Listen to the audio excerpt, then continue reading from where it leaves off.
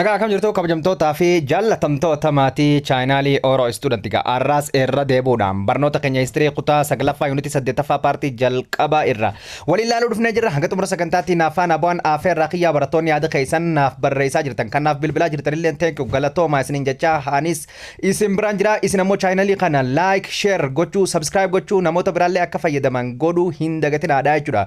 Kanaayyuu na bira dhaabbattan isin biraan jira. Kanaaf gartee yuunitii keenya kan arraa keessatti wanti nuti ilaallu political and social and economical processes in Ethiopian in the mid of the lal jiddugaleessa jaarraa 16ffaati into mid of the 19th century kan jennu kana ilaallaa jechuudha. As keessatti wanti nuti ilaallu haalli siyaasa Ethiopiyaa kan gartee jaarraa 16ffaa jiddugaleessa jaarraa 16ffaa irraa haga gartee akkasumatti gartee haalli social haalli hawaasummaadha jiddugaleessa jaarraa 16ffaa irraa hanga 19tti economiin jiddugaleessa jaarraa 16ffaa irraa hanga jaarraa 19tti kan jiru Ethiopiyaa keessatti akkam ture kan jedhu san bal'ina unity kana keessatti kan waliin ilaallu ta'a jechuudha. Kanaaf gartee hanga modern Ethiopian gartee processed by the emperor of the Theodorus in 1955 kan jennu jechuudha. Hanga bara 1855tti gartee Theodorus come to the power dhufutti gartee waliin ilaallaa jechuudha. As keessatti waan baay'ee barbaachisaa ta'ee fi qabiyyee baay'ee barbaachisaa ta'edha jechuudha. Kun isin jalaan hafu jechuudha. Kanaaf asitti gaffageenyaan kana hubachuun baay'ee barbaachisaadha jechuudha. Kutaa takka godhaitan daran explain godha waan taateef asitti konseptii hubachuun baay'ee barbaachisaadha jechuudha. Kanaaf 80.1 the peoples and the state of the East African Central Southern and the Western regions kan jedhu uummata gartee Itoophiyaa keessaa kan gartee isteetota yookaan gartee Eastern jiran warreen gartee East of Ethiopia jiranii fi akkasumatti Central Ethiopia jiddugaleessa Itoophiyaatii fi Southern Ethiopia gartee gara kibba Itoophiyaatii fi akkasuma gartee Western regions kan jennuun bal'ina waliin ilaallaa jechuudha. Kanaaf gartee the sections is review some the political that is flourished in the southern part of the Ethiopians in the period and the majority of the political social economical social feature ilaalla. Kana jechuun sectionii kana keessatti review some of the political waan tokko irra deemnee ilaalla. Haala siyaasaa fi haala siyaasaa flourished kan guddate in the southern part of Ethiopia gara gartee kibba Ethiopiaatti kan guddate the period that is the major political haala siyaasaa eessatti akka ture Ethiopia keessatti kan Southernidha akkasuma Central and the Western kan jiru economy isaanii features of the social haala hawaasummaa isaanii uummanni akkamitti waliin jiraachaa tura relationii waliin qabu maali amalli gartee qonna isaanii diinagdeen isaanii maali kan jiru from the mid of the 19th century jiddugaleessa 16th century jiddugaleessa jaarraa 16ffaa irraa countries to the mid of the 19th century hanga jiddugaleessa jaarraa 19ffaatti many peoples of the Ethiopia uummanni Ethiopiyaa kun irra baay'een isaanii were the political autonomy jennu fi independent garagara politically autonomous xiqqoo gartee of dandahoodha. Independent jechuun it is a freely it is not every yookaan gartee foreign and the neighbors or state is not influenced godhuu kan hin dandeenye yookaan gartee biyyoonni namoonni tokkollee yookaan gartee keessaa haa ta'u gara alaati haa ta'u dhufee biyya takka irratti independent yogguuniif jennu dhiibbaa tokkollee gochuu yooniif kan hin dandeenye taate maal jennaan independent jennaan jechuudha. Independent jennaan autonomous jechuun ammoo autonomousiin xiqqoo of dandahuu ni qabdi garuu ammoo independentidha miti. Autonomousii fi independentiin garaagarummaa isaa kun ammoo it is truly yookaan gartee sirrumatti yookaan gartee it is not influenced of any other gartee qaama biraatiin tokkollee irraa gartee influence tan hin taane influence godhuu kan hin dandeenye independent jechuun sani tun ammoo haga takka autonomous ni qabdi garuu ammoo dhiibbaa qaamonni irra godhan ni jiranii jechuudha. Kanaaf the lead to the independent positions from the dominance of the either the Christian kingdoms or many other powers of the kind jennaan jechuudha. Independentiin gartee the lead as independent positions kan fudhatan from the dominance of the either is the Christian kingdoms. Ilaalama fakkeenyaaf guni fudhanne mootummaan kiristaanaa Highland Christian kingdomiin independentidha. Isaatiitu yookaan gartee dhiibbaa naannoo irratti yookaan gartee naannoo Southern Western Central irratti dhiibbaa gochuu danda'a malee isarratti wanti dhiibbaa godhu tokkollee hin jiru jechuudha. Inni independentidha. Isaan ammoo autonomousidha. Garuu independent kan jennuun gartee mootummaa fakkeenyaaf Christian Highland island kingdom jechuudha. However, the politicals and the people is maintaining the sort relationship through the trade. Ummanni gartee ta'ullee wanta qabaachaa ture, relationii qabaachaa ture. Politically the people is maintained sort relationii qabaachaa ture. Karaa daldalaatiin, karaa heerumaa fi fuudhaatiin, marriage kan jennuun conflict karaa gartee walitti bu'insa qabeenya uumamaa irratti ogguunii fi walitti bu'an relationiin isaanii karaa akkanaa kanaan argamaa ture. Due to this process sababa kanarraa kan ka'e the policy the polities either expanded their territory or lost it kanarraa kan ka'e gartee kun daangaa balballifataa kun ammoo gartee process kanarraa kan ka'e the policies either the expand ta'uudhaa fi akkasumatti gartee daangaa dhabuudhaa fi daangaa irratti babal'ifannaa fi akkasumatti dhabuu yookaan gartee daangaa ofii dhufe maaliif ogguuniif walitti bu'ee tokko daangaa itti babal'ifataa qabatee capture godhaa resource isaanii saamaa akkasumatti gartee bulchiinsa irratti uuma jechuudha. Kun ammoo aangoo isaa ni dhabaa jechuudha. Kanaaf mee fakkeenyaaf amma Southern State warreen jennuun warreen gartee kibba Itoophiyaa jiran haalaallu ma fakkeenyaaf jechuudha. Kanaaf the Omotic states and the peoples under the Tato systems kan jennuun ummata Omotic state jira in the southwestern part of the Ethiopia is a dominated of the eenyunnaa jechuudha ummata gartee Omotikii kanaa jira jechuudha. Afaan Omotic kan dubbatan jechuudha. Omo Valley dhaa fi western southwestern part of Ethiopia keessatti fakkeenyaaf kan jiran jechuudha. As keessatti waliin ilaallaa jechuudha. Tato systemii warreen fadaman. Tato is the title of the king. Title yookaan gartee maqaa kingiiti.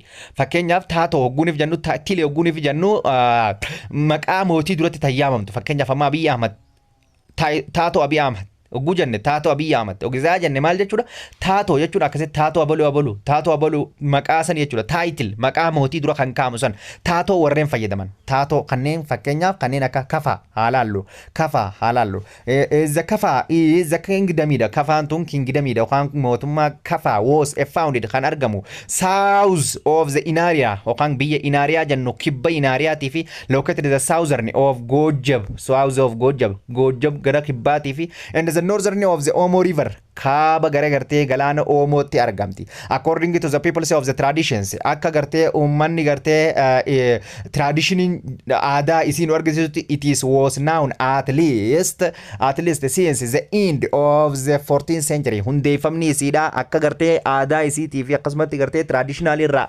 argannutti end of the 14th century yookaan gartee xumura jaarraa 14ffaa keessatti Kafaan tun hundooyte. This is part of the Ethiopian receives heavy rainfall biyyoota Itoophiyaa keessaa biyyoota rooba guddaa argatan has a dense forest biyyoota bosona rukkataa qaban and the fertile soil biyyoota biyyee gabbataa qabaniif it is gartee maal jennaan jechuudha excess of the natural resource qabeenya uumamaa baay'ee gahaa taate tan qabdu soorsii guddaa qabdi jechuudhaan beekamtu rooba guddaa qabdi akkasuma forestii guddaa yookaan gartee biyyee gabbattuu fi bosona rukkataa qabdi. It was inhabited by the people is related to beach Kafa gartee eenyu jennaan jechuudha it is inhabited peoples ummata gartee related to eenyu wajji walitti dhiyaatanii bench kan jennuun ummata bench kanaan hariiroo kan habited ichi keessa kan jiraatanii jira.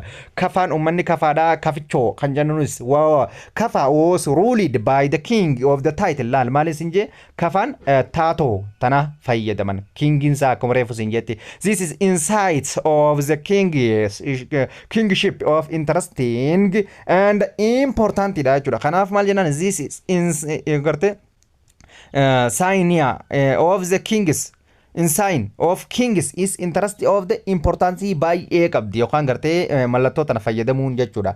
They is consisting the 12 peoples 12 consisting of the 12 objectives many of them is made of gold and especially the king's crowns is the form of the helmets and made of the gold silver within the triple plus of gold in front jennaan jechuudha. Kanaaf gartee mootiin ogguuniif ilaal hunolaal akkama asikaala crownii sala la mogguuniif muudame jechuudha. Crowns of the kingdoms of the Kafa adapted from the lapso or crown isaati ogguuniif gartee muudame wanta kana kaayyata mataa irratti wanta waan asitti jiru kana eega gartee crown ta'ee booda jechuudha. Kafaa keessatti jechuudha. Taatoo sistemiin gartee sirna gartee insaa gartee saagin ogguuniif jennu jechuudha. Insaayin ogguuniif jennu jechuudha. Mallattoon isiin taatoo jennuun tun barbaachisummaa guddaa fi beekamtii tan kennituudha fi jennaan jechuudha.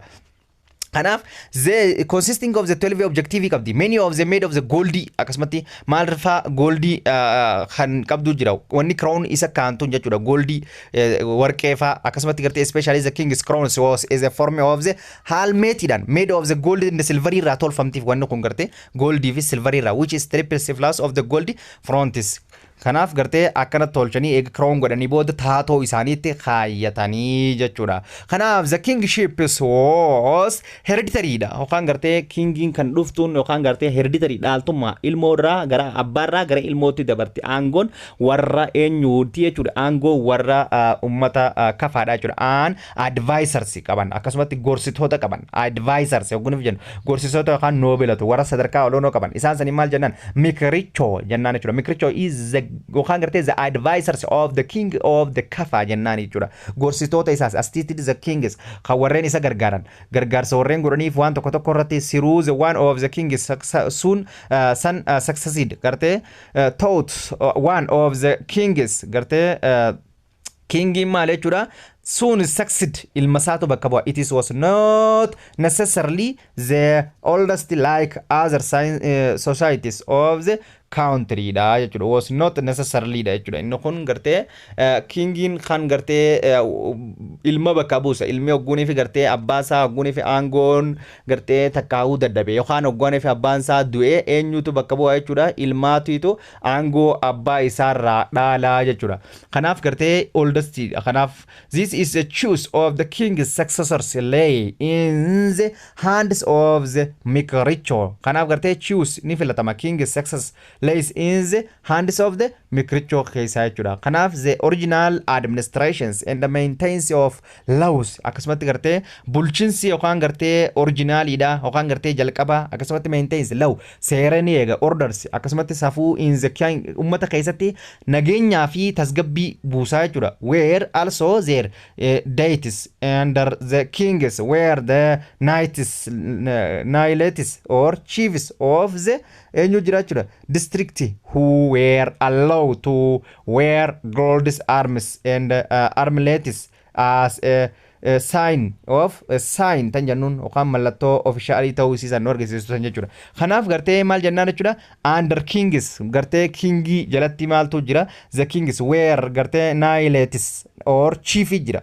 Chief jechuun halaqa laal isa jalatti nama gartee isaa gaditti districtii xiqqaa ta'utu yoo inni kingiin gartee akka aanaa kana bulche kafa keessatti kun gartee akka ardaa kana ka bulchu jira jechuudha. Isaan nan sanii jira district to wear allowed to wear gold armlets and sign isaan sunis maal qabanii jechuudha. Wanta akka goldii irraa tolfamee kan namuuf jira mallattoon sub district of the yookaan gartee sub district jechuun waraa'oofaa kan afaan isaaniitiin akkana jennaan jechuudha. Sub district yookaan gartee districtiin qabaleen jechuudha. Where in the charge of the junior of chief called of the warafo jennaan afaan isaaniitti warafo rasho jennaan who was responsible to the king isaaniitiif kabajamoo warreen ta'an jechuudha. Kanaaf subdistrictii keessatti warreen gartee maqaan isaanii afaan isaaniitiin warafa rosho jennuun kun ummata gartee who was responsible kan ta'anidha. Gartee qabalee keessatti warreen gartee mootummachaaf amanamoo yookaan gartee kabaja warreen kannaniif. This is all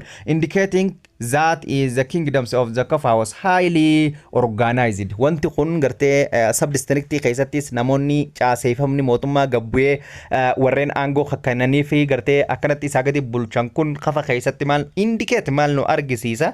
Kingdomiin Kafaatun highly organized ta'uusii cimeenyaan tokkoomtee yookaan gamtooma qabaachuu isiin nu argisiisa jechuudha. Bonga was a center of the kingdomidha. Bongaan jiddugaleessa magaalaa mootii taa'uuti jechuudha. Akkasumatti gartee Andrecha was the second cities of the south of the Bonga tarargamtu. Andrechanis magaalaa lammaffaa isaaniiti jechuudha. Akka Finfinneen takkaffaa Itoophiyaa taate Dirreedawaan lammaffaa taate kanatti jechuudha. It was independent of the kingdoms of Bongatti ante magaalaan lamaffaan Andreechoo tanaa jechuudha. Was second eenyutti ante south west east tarargamtu of Bongatti ante jechuudha. Bongaan tokkoffaa taate Andreechoo lammaffaa jechuudha. Kanaaf it was independent kingdoms from the Christian Highland State mootummaan kun it is independent kan reefu sinin jiru sun kakkanaa kanaa jechuudha independent kakka kafaa kana kuno kafaan autonomous kan jennuun kan ammoo isaan incorporate godhanii gibira kafalchiisan san independent dha kafaan amma takka dhiibbaa irra godhuu hin dandeenye mootummaan Christian Highland Kingdom dha qabachuu hin dandeenye jechuudha kafaa tana jechuudha kafaa was successfully by the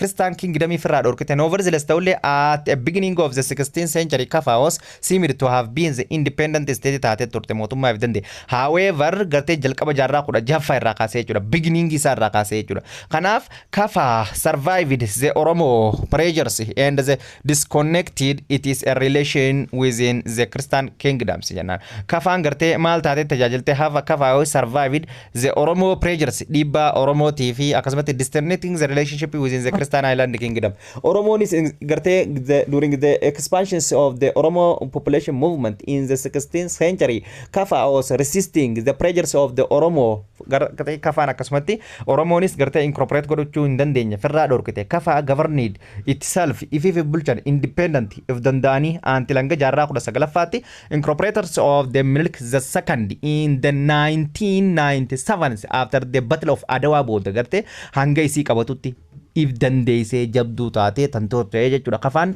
miliku eega Adawaa lolee booda isii qabachuu dandahee jechuudha jabduudha kafaan defensive well organized tantaate cimtuudha jechuudha kafaa was one of the resourceful dha qabeenya guddaa qabdi that is a greatly contributions in the Ethiopian trade qabeenyi guddaan isiin qabdu kun greatly contribution yookaan gumaacha guddaa godhee ture daldala Ethiopiyaa keessatti jechuudha the economic of the kafaa economy was based on the agricultural and trade dha kasuma garte economy dinagdeen siida trade da fi agricultural irratunda coffee said to have been originated in Kafa was a main crop garte coffee yookaan bunni maal jennaan jechuudha said to have been originated garte origin achi baay'inaan argamos a main crops guddaa achi gaaritti itti oomishame enset warqee is a major food crop of the Kafa kingdom dha ensetin garte Omotic state keessatti beekamtuudha warqeen jechuudha warqee tan akkaataa isaan ittirraa waa dalaganii nyaatanii jira akkas jechuudha kanaaf the main trades items gonti guddaan gartee main trade item gartee gosoonni daldala wantoonni tamoonni itti daldalaman ivory ilkaan arbaa mask kan jennuun jira mas akkasumatti gartee wanta akka mask tan jennuun qaamalee murree tan gartee shittoon irraa tolfamtu jira ergamti sunis honey tan jennuun daima coffee kan jennuun akkasuma gartee buna enslaved peoples kan jennuun akkasumatti enda gold jira jechuudha islaavotaa fi goldiin iddoo itemoota isaanii beekamoo gosoota wantoota achi dalagaman item gujenne gosa daldalamani gosa meeshaa daldalamu san Kafa had considerably trade relationship qabdi within the neighbors Oromo and the Shawan states on the 19th century keessatti kafaan Oromoo da fi Shawan state wajjin relationii daldalaa qabdi in addition to it had kanatti dabaluudhaan traditional of Dijni deep trench qabdi ilaalu kana qabdi kanaaf defensive well wantoota firraa dhorkaniin diina ittiin to'attu qabdi traditional Dijni deep trench qabdi akkasumatti cold of the Kurupo tan jennuun as a defensive gartee barrier gartee Kurupoon tun akka meeshaa ittisa waraanaa akka diinni tokkolleen inamiin tokkolleen dhiibbaa isaan irratti geessisuu hin dandeenyeef aadaa isiitiin traditionally duraanuu tolfattee qabdi isni kun isaan gargaare akka isaan Oromoo population fi Christian Highland Kingdomiin akka isaan hin qabanneef this is strong internal political organizations and the defensive systems enabling the kingdoms is to maintaining it is a dependency for the extending period kana jechuun the strong international political organization qaban maal qaban jechuudha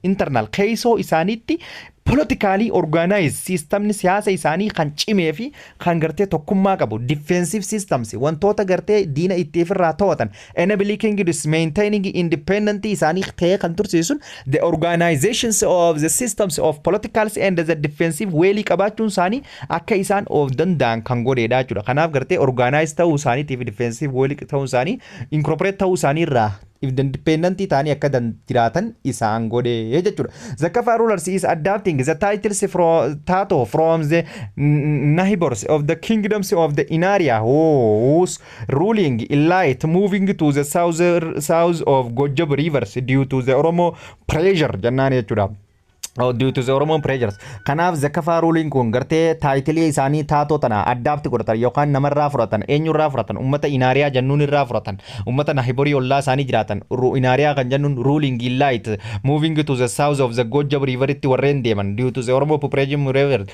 gartee sababa populations of the movement of the Oromo or the pressures of the Oromo gartee dhiibbaa Oromoo irra dhufu irraa inaariyaan tun eessatti duraa godaanan Gojab riverii kana godaanan kanaaf gartee ogguu isaan itti godaanan taayitilii tanallee ummanni kafaadhaa irraa fudhachuu danda'ee jira. Christians was also the introducing kafa kristaaniin gartee introduce seenee jira. Kafa keessatti amantaan kiristaanaa seenee jira jechuudha. From the inaariyaa state irraa akkasumatti inaariyaa irraa kafaan taatoodhaa fi akkasuma gartee amantaa kiristaanaa fudhatte. Nevertheless, it is remained it is limited to their all families is while local peoples and largely continue to the participate practicing their indigenous religious ta'ullee garuu remained limited ture amantaan kiristaanaa sun limited theory and the royal family whose elite warreen olaanota local popoloonni ummanni guddaa irra isaanii traditional religious amantaa aadaa tan duraan qabanii jechuudha. Kanaaf amantaan kiristaanaa baay'inaan akkasitti seenullee limitiidha jechuudha. Kanaaf Yem tan jennuun tun one of the south western part of the Ethiopian kingdoms jennaan isiin tunis southumatti tan argamtudha. Yem tunis jechuudha. Isaan kunis evidence shows that is Yems had established Yemin tun dhaabbachuun si at state before the jaarraa 16ffaa dura evidence akka ragaan nu argisiisutti jaarraa 16ffaa dura akka biyyaa taate hundoyte. Then according to the traditionally powers was transferred from the local dynasty called Gama to another dynasty that is traced into the origins from the Gondars before the 15th century jennaan jechuudha. Kana jechuun maal jechuudha? Then according to the traditional akka aadaan gartee ummata sanii nu argisiisutti power was transferred aangoon isaanii kan dhufe from the local dynasty gartee mootummaa yookaan gartee biyyaa kan Gama jennuun to another Gama kan jennuun jira. Another dynasty there traced into the origins from the Gondar irraa akkasuma kan dhufe jira mas before the 16th century duratti gartee Gama irraa mootummaan dhufee achitti hundaa'uu sun isaan gartee according to the traditional isaa akka jirutti war power isaanii transfer ta'e eenyurraa local gartee dynasty or called Gama kan jennuutti achitti hundeesse dynasty achitti hundeesse to the another dynasty jira ammas the dynasty tracing to the origin ta'e kan achi keessatti gartee bu'uura guddaa qabu Gondars before the 16th century mootummaan Gondar jechuudha. This is the dynasty kun called maal jennaan Moa jennaan ruling to Yem ni bulche warreen gartee Moa dynasty jechuun maal jechuudha ilmoon abbaarraa aangoon abbaarraa gara ilmaatti dabartee warraan akkasitti abbaarraa akkasitti deemuun sun dynasty jennaan. Dynastiin sun isaan sun maal jedhaniin dynasty warra Mo'aa jennuuti isii tana bulchaa ture jechuudha. Aanti langa jaarraa 19ffaatti warra Mo'aa kanaatiitu eenyu bulchaa ture? Yem bulchaa ture. Centuries from it is a capital at Angeri bikka jennuutti magaalaan isaanii Angeri bikka jennuun tanatti warri Mo'aadhaa Kafa wanta Yem bulchaa ture jechuudha. Like Kafa akkuma Kafaatti and the inaria akkuma inaariyaatti the Yem status was hierarchically organized aangoon isaanii cimaadha organized kan ta'edha. And it is a key institution isaanii were broadly similar wal fakkaata haalli gartee bulchiinsa isaanii sun at the top of the political hierarchical olaanaan sadarkaa isaanii keessatti ummata isaanii keessaa eenyu jechuudha was the king called of the taatoo kan jennuun yookaan or amnoo jenneen yaamuu dandeenya. Isaan keessatti maal taayitiliin mootiin isaanii maal jechuudha amnoo abaluu jennee yaamnaa jechuudha taayitiliin isaanii jechuudha warreen Yem jechuudha. He was a political and a religious leader akkasumatti bulchaa amantaatii fi bulchaa siyaasaatii jechuudha amnoon like of mikricho akkuma ummata Kafaadhaa kan mikricho jennuun sanitti mikricho maal jenne councilidha jennee miti Kafaas below the kings warreen advisorota jennee mikricho of Kafa was below the kings where he is 12 councilor taraa jira called of ancestor jennaan isaan kanaan immoo lead by the woso kan jennuun kanaatu isaan hoggana ancestoriin gorsitoota mootii kan taaksii wali qabuu fi gargaartota isaatii jechuudha. Akka mikrichoon Kafa keessatti mootii gargaarutti ancestorii fi gargaartotaa fi akkasumatti bulchiinsa isaa gadii keessatti gumaacha godhanitti as keessatti ancestorii godhaa jechuudha. The councils of the nominates councilings is nominated the king is a success made of the decisions on war foreign and relations and the gartee administration jennaan. The councils of the nominates the kings King maal godha nominate illee ta'u success made of decision kanna mootiin ammoo inni kanno maale murtoo kanna onwar waraanaan tokko ni lolla hilollu biyya sanii lolla biyya tanaan lollu relation foreign relation hariiroo biyya sanii wajjin gaggeessine biyya tanaa wajjin gaggeessinu irratti kingii murteessa administration akkaataa bulchiinsaa irrattis kingiitu murtoo qabaa jechuudha kanaaf gartee murtoon tasaati jechuudha like kafa akkuma kafaati mas yemtun were also influenced by the orthodox christianity fudhattee jirti jechuudha amantaa kiristaanaa according to the few source akkama gartee madditi hammi tokko nu argisiisutti it is paid tributary gibira kafalaa turte to the christians mootummaa kiristaanaatiif in horse yookaan gartee farda kafalaa turte jechuudha Kristaan Highland Kingdomiidhaaf waggaanii fi amdasiyoon qabate booda jechuudha horsii kafalaa turte. However, the relationship within the Christian kingdoms hariiroon mootummaa kiristaanaatti hojii qabdu seem to have been discontinued after the arrivals of the gartee hariiroon isin mootummaa kiristaanaatti wajjin kingdomii hojii qabdu seems to have been akkasumatti disconnected ta'e adda citee ture after the arrivals of the Oromoo the Gibe regions eega gartee Oromoon gartee revival and the expansion egalte booda jechuudha the Yemtun managed to replush the Oromo in the Gibe regions gartee Yemin garte Oromo replush gote torte. However, after the formations of the kingdoms of the Jimma Abaji Farsi, the pressures on the Yems was intensified. Garte Oromo replush gote torte ferra dorkite torte chura. Khanaf garte garu ammo after the formations of the kingdoms of the Abaji Far garte ega motumman Abaji Far Jimmatti undai bod pressuring Yem garte diba Yem go to intensify by HM3 rides and the counters rapid raids between the two states would continue until the last of the 19th century hanga milik qabatutti isin tunis mal taate jirte rise taate jirte ride and the counter rides between the two states would continue until the last itti jiraachatuma turte jechuudha incorporate hingodamne jechuudha milik lamaffan hanga bara 19